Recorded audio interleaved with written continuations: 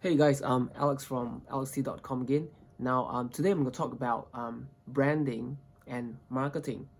How these two segment of the business will eventually work alongside.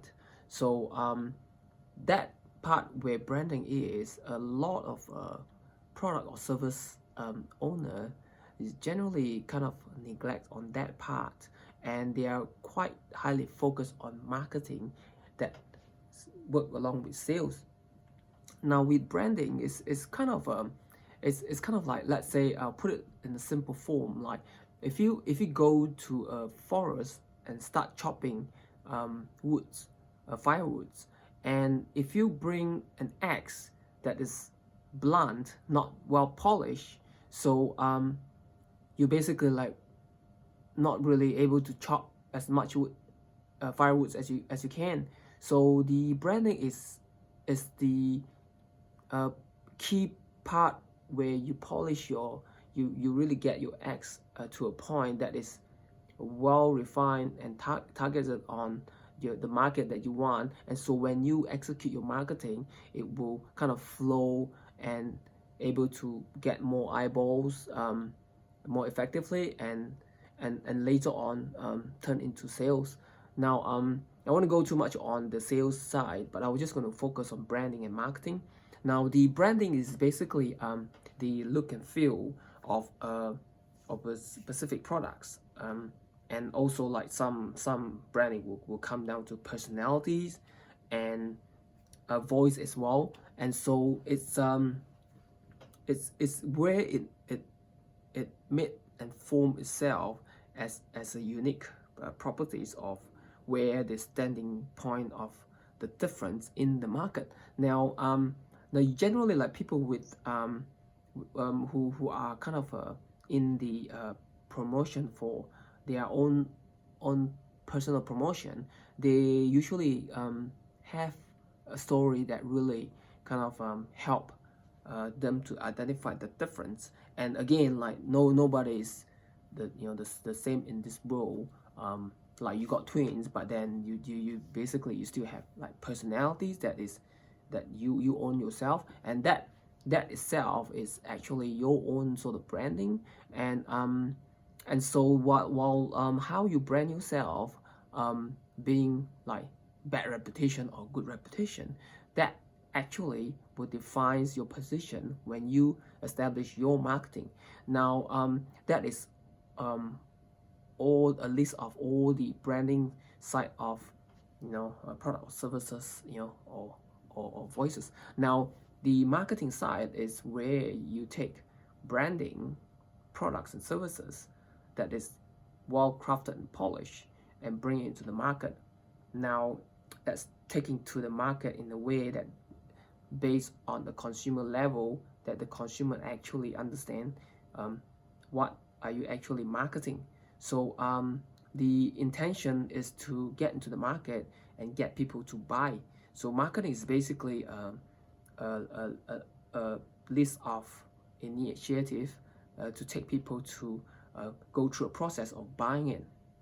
Now that also comes down to of many forms of communications, of how uh, the good benefits and things that you have in your brand and or products, that the customers will the targeted customers will kind of want. So and again, it's almost like pretty much present a ready uh, branded product to the market. Now, yeah, well, the marketing can comes with many forms of strategies. Like we got like traditional like marketing, and these days are more into digital. So I wouldn't go too much on that side. So I'm just gonna kind of define that two, branding and marketing, the differences, how it work along each other side by side.